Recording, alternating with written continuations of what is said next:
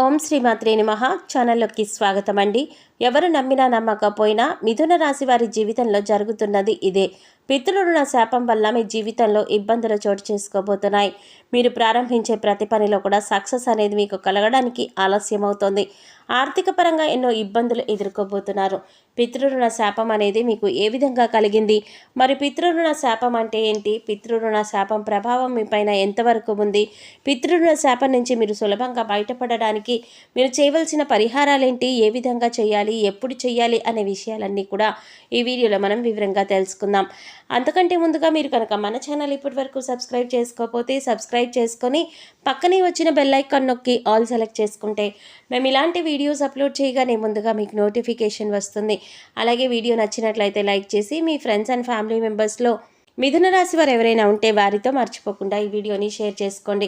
అలాగే వీడియోని ఎక్కడా కూడా స్కిప్ చేయకుండా చివరి వరకు చూస్తేనే మేము ఏం చెప్తున్నామో మీకు పూర్తిగా అర్థమవుతుంది.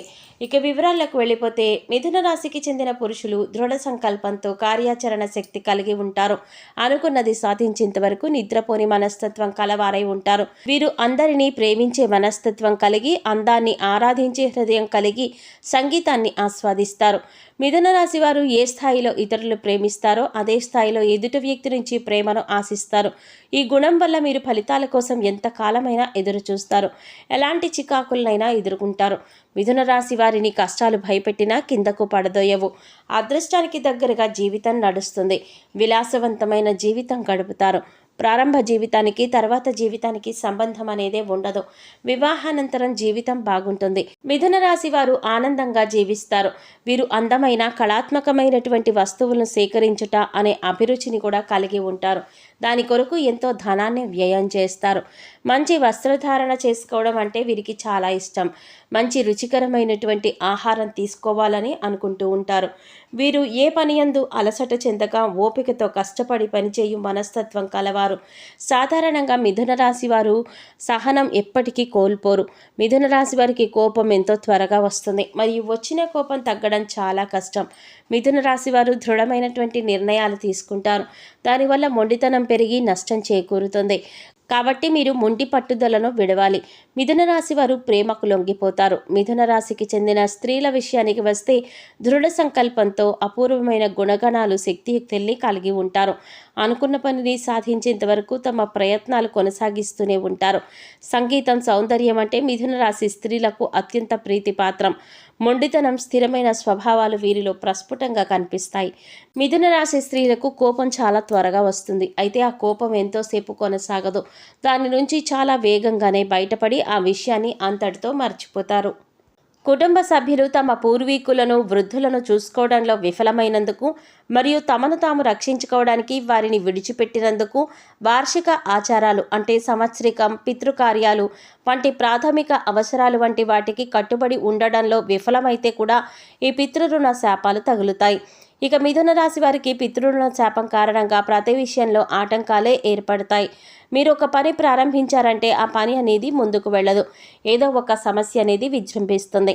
వ్యక్తిగత మరియు సామాజిక జీవితంలో ప్రతికూల వాతావరణం మరియు చిన్న విషయాలపైన వాదనలు జరుగుతూ ఉంటాయి. నిరంతరం అనారోగ్యం కారణంగా వ్యక్తి ఆర్థిక అలాగే శారీరక సమస్యలను ఎదుర్కొంటారు. అంతేకాకుండా కుటుంబంలో ఆత్మహత్యలు, ప్రమాదాలు వంటి అసహజ మరణాలు కూడా సంభవిస్తూ ఉంటాయి. ఎక్కువ కాలం కుటుంబంలో ఏదైనా శుభకార్యాలు నిర్వహించేందుకు ఆటంకాలు ఎదురవుతూ ఉంటాయి. అంతులేని పేదరికం మిథున రాశి వారికి సంభవిస్తుంది. ఉద్యోగం విషయంలో నిర్ణయాలు తీసుకోవాలి అనుకున్నారనుకోండి, నిర్ణయం దగ్గరే ఆగిపోతూ ఉంటుంది. అది ఆచరణలో పెట్టడం అనేది జరగదు. ఉద్యోగంలో ప్రమోషన్ వస్తుంది. ఇలానే మీరు గట్టి నమ్మకంతో ఉంటారు, కానీ ప్రమోషన్ రాదు. మీకు అప్పగించిన పనిని మీరంతా కూడా శ్రద్ధగా, సక్రమంగా చేసినా శ్రమకు తగ్గ ఫలితం అయితే మీకు రాదు. ఆదాయంలో మార్పులు అనేవి చోటు చేసుకోవు. ఎటువంటి ప్రమోషన్లు కానీ ఉండవు. పితృరుణ శాపం ఈ విధంగా మిమ్మల్ని వెంటాడుతుంది. అలాగే ఖచ్చితంగా ఈ పని అయిపోతుందని చివరి వరకు వచ్చిన పని కూడా ఆగిపోయేటటువంటి పరిస్థితులు కూడా మీకు జరుగుతూ ఉంటాయి. ఎప్పుడో మీరు తెలిసి తెలియక చేసిన పనుల వల్ల ఆ శాపంతో మీరు బాధపడుతూ ఉంటారు. ఏ నిర్ణయం తీసుకున్నా సరే మీకు అనుకూలంగా మాత్రం ఉండదు. అయితే మీరు ఇలా అనుకోవచ్చు, మా తల్లిదండ్రులు మేము చాలా బాగా చూసుకుంటున్నాం కదా, పితృరుణ శాపం అంటున్నారేంటి అని అనుకోవచ్చు. ఈ జన్మలో మీరు మీ తల్లిదండ్రులను ఏ లోటు లేకుండా చూసుకోవచ్చు. కానీ పూర్వజన్మలో మీరు తల్లిదండ్రుల్ని సరిగ్గా చూసుకోకపోవడం కారణంగా మీకు ఈ శాపం అనేది తగులుతుంది. అంతేకాకుండా ఒకవేళ మీరు చెయ్యకపోయినా మీ పూర్వీకులు కూడా చేసిన ఆ శాపం అనేది మిమ్మల్ని వెంటాడుతూ ఉంటుంది. ఈ విధంగా మీకు పితృరుణ శాపం అనేది వెంటాడుతుంది. దాని కారణంగానే వ్యాపారపరంగా వ్యాపారంలో అభివృద్ధి అనేది ఉండదు. కుటుంబ సభ్యులకి మీకు మధ్య చిన్న చిన్న విభేదాలు వస్తూనే ఉంటాయి. సంతానపరంగా కూడా వాళ్ళ వైపు నుంచి కూడా మీకు ఏదో ఒక సమస్య అనేది వస్తుంది. అలాగే వారు కూడా మిమ్మల్ని చిన్న చూపు చూడడం, మీతో అసభ్యంగా ప్రవర్తించడం చేస్తూ ఉంటారు.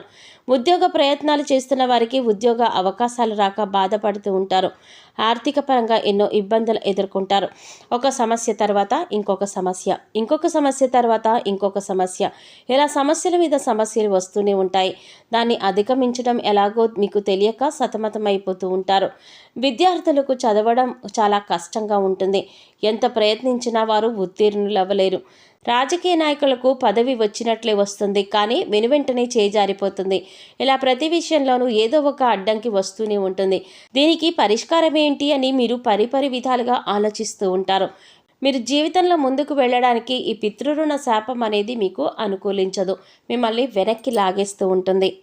అలాగే ఆరోగ్యపరంగా కూడా మీకు ఎన్నో సమస్యలు అనేవి ఎదుర్కొంటారు.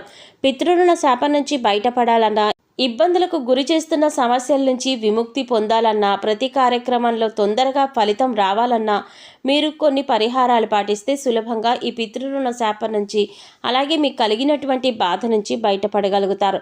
గత జన్మలో చేసిన పాపాల కారణంగా మరియు మీ పూర్వీకులు చేసిన కర్మల ఫలితంగా మిమ్మల్ని శాపాలు అనేవి వెంటాడుతూ ఉంటాయి. అటువంటి శాపాల నుంచి మిమ్మల్ని మీరు బయటపడాలన్నా కొన్ని పరిహారాలు అయితే చేసుకోవాలి. ఆ పరిహారాలు ఏంటో ఇప్పుడు మనం వివరంగా తెలుసుకుందాం. ప్రతి అమావాస్య రోజు బ్రాహ్మణులకి మనస్ఫూర్తిగా ఎటువంటి కల్మషం లేకుండా, మాకు డబ్బు అయిపోతుంది అని బాధపడకుండా భోజనాలు పెట్టండి. పేదలకు కానీ వృద్ధులకి కానీ వీలైనంత సహాయం చేయండి. డబ్బు రూపంలో కావచ్చు, వస్తువు రూపంలో కావచ్చు, ఆహారం రూపంలో కావచ్చు, మీ ఇష్టం. వాళ్ళకి మీ సహాయాన్ని మాత్రం ముఖ్యంగా అందించండి. వాళ్లకు ఆహారం, బట్టలు, దుప్పట్లు దానం చేయండి. అలాగే మర్రి చెట్టుకు క్రమం తప్పకుండా నీరును పోయండి. మర్రి చెట్టు ఎక్కడున్నా సరే, మీ సమీపంలో ఉన్నా సరే, మీకు దూరంగా ఉన్నా సరే, ఎక్కడున్నా సరే అక్కడికి ప్రతిరోజు వెళ్ళి మర్రి చెట్టుకు నీళ్లు పోయండి. అంతేకాకుండా పక్షులకి కానీ, జంతువులకి కానీ, ఆవులకి కానీ, కుక్కలకి కానీ, మరియు ఆహారాన్ని కానీ, పాలను కానీ అందివ్వండి.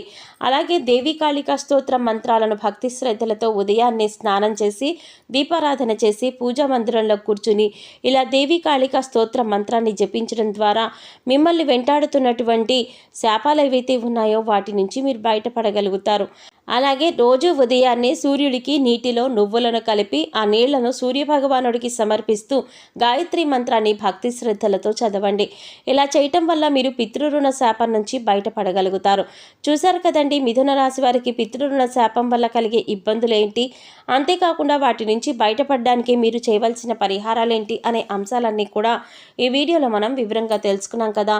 ఈ వీడియో మీకు నచ్చినట్లయితే లైక్ చేసి మీ ఫ్రెండ్స్ అండ్ ఫ్యామిలీ మెంబర్స్లో మిథున రాశి వారు ఎవరైనా ఉంటే వారితో మర్చిపోకుండా ఈ వీడియోని షేర్ చేసుకోండి.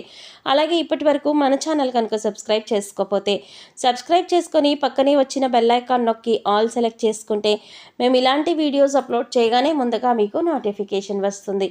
మరో చక్కటి వీడియోతో మళ్ళీ కలుద్దామండి. ఓం శ్రీమాత్రే నమః.